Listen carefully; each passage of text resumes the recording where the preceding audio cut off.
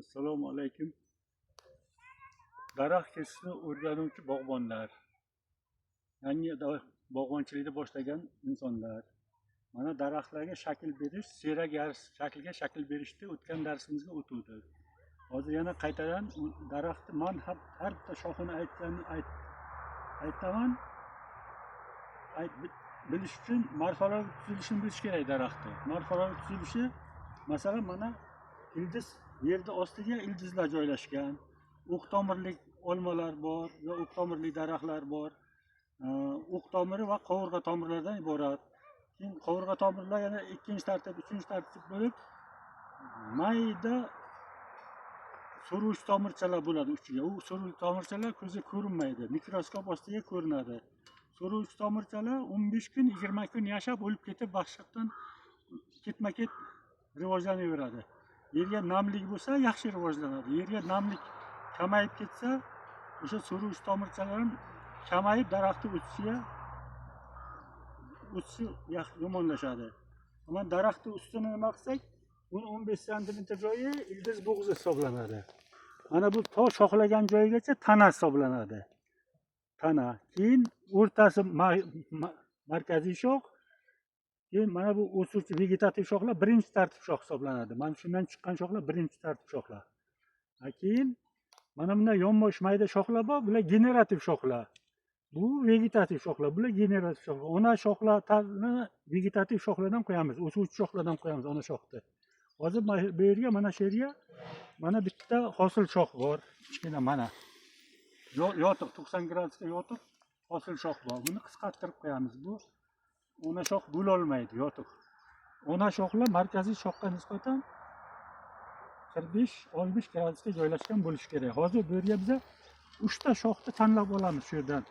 Siyrak shaklga kelish uchun 3 ta arasi 120 gradusdan bo'lgan, taxminan plus-minus 120 gradus 3 ta shox. Bitta mana bu shox, mana ikkinchisi, mana uchinchisi. Bizga hozir mana bu shox ortiqcha. Bu shoxni olamiz hozir. Kerak emas bizga bu.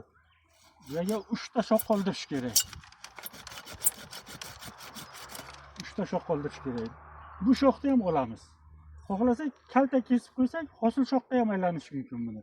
Masalan, kuchli kesilgan shoxlar hosil shoxga aylanadi, generativ shoxga aylanadi. Masalan, mana uni kesib qo'ysak, mana shu generativ shox, ona shox hisoblanmaydi.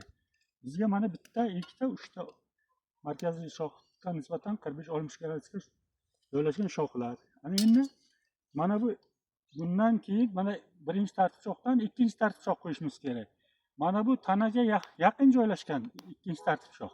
Birinchi tartibdan chiqqan shox ikkinchi tartib shox bo'ladi. Buni 50-60 sm dan keyin qo'yishimiz kerak. Bu yaqin chiqqan uchun buni olib tashlaymiz. Mana bu yerdan qo'yishimiz mumkin ikkinchi tartib shoxni. Mana bu bitta ikkinchi tartib shox, mana bu tomonga bitta ikkinchi tartib shox. Keyin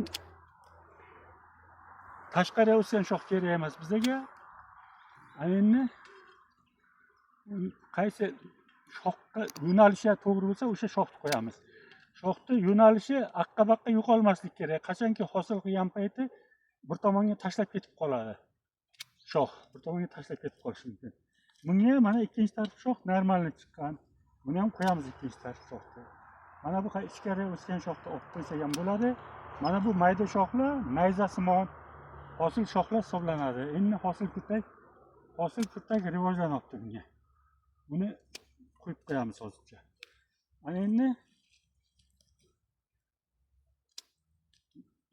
morfologik tuzilishini bilsangiz, daraxtni to'g'ri kesasiz. Bo'lmasa mana bu ham hosil shox, mana 90 gradusga markaziy shoxga nisbatan 90 gradusga joylashgan. Bular generativ shox deyiladi. Mana buni ustidan endi mana bu shox bizga ortiqcha, chunki masalan bu polikarlik bo'lsa 80 dan keyin shoxlatish kerak. Ikkinchi ustidan shox qo'yish mumkin. Hozir bu yaqin hisoblanadi. Biz buni hozirdan olib tashlaymiz. Buni ham ustidan bu ikkovini o'rtasidan 60 sm chiqadi bu. Buni ikkinchi qavat shox qilishimiz mumkin. Ikkinchi qavat shox qilishimiz mumkin. Endi bu tarafdan mana buni qo'ysak ham bo'ladi ikkinchi qavat shoxga. Bu ham bo'ladi ikkinchi qavat shox. Endi biz buni kesib tashlaymiz uchun. Hozir 3ta, 4ta, 5ta bo'ldi. Endi yana bitta ikkinchi qavat shox qo'yib, shoxni keyin markaziy shoxda olib tashlaymiz. U yerda arzaday bo'lib ketmaydi-da. Yonga konkurent deydi. Mana bunga konkurent. Yonboshga beraveramiz keyin. Yana bitta ona shoxdan keyin yonboshga beraveramiz. Mana endi olmalar shakllari juda ko'p. Masalan, italyanskiy palmetta shaklini berish mumkin. Italyanskiy palmetta deydi. Uni ham turlari bor. Erkin o'suvchi palmetta bor. Grusbek deydi. Yana ko'p. Bunaqacha chet davlatda shakllari bor. Bizda hozir gollandskiy shakl bor. Gollandskiy shakllarga shpaler ko'mish kerak. U dehqon odamga katta og'irlik qilishi mumkin. Shpaler ko'mib 3 metrli bag'az sim tortib 1 metr, 1,5 metrga ekiladi. Gollandskiy shakllarda tikka o'stiriladi. Bu dehqonlarga ham ko'chat ko'p ketadi yer ekishga, ham mana bu sim bag'azlarni tortishga ortiqcha xarajat ketib qoladi. Bu siyrak yarib shakliga eng arzon, eng qulay variant shu siyrak yarib shakli kes daraxtlarni. Bu daraxt katta bo'lavergandan keyin bu detalniy obrizkaga keladi. Detalniy obrizka nima degani? Detalniy obrizka qismlarni kesish degani. Masalan, mana shu daraxt hamma shoxlar rivojlanib bo'lgandan keyin mana tana siyrak, tanaga hosil shoxlar ko'payib ketadi. Biz detalniy obrizkaga shu hosil shoxlarni siyraklashtiramiz. Qalin bo'lsa buklanib qolishi mumkin. Keyin mana bu shoxni 40-50 sm qo'yib boravergandan keyin olma hosil qilsa shoxlari egilib ketib qoladi. Biz shoxini baquvvatlashtirish uchun detalniy obrizka qilamiz. 2-3 yoshli mana bu birinchi tartib 2-3 yoshli shoxlardan qisqartiramiz. Tana baquvvat bo'lishi kerak, hosilini o'zi ko'tarib turishi kerak.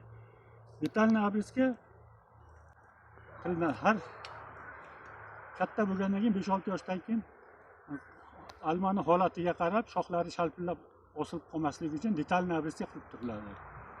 Keyin yoshartiruvchi obrizka bor. Yoshartiruvchi obrizkalar daraxtlar katta bo'lib, srogini o'tayotgan payti hosili maydalashib qolib, qandan keyin 5-8 yosh qismidan yoshartiriladi daraxt. Umrining oxirlariga borib. O'sha yoshartirilgandan keyin daraxtni tomiri tepaga nisbatan balansirovka ham yo'qoladi-da, tomir kichik bo'ladi-da, daraxt tepasi katta bo'lib charchab qoladi. Shuning uchun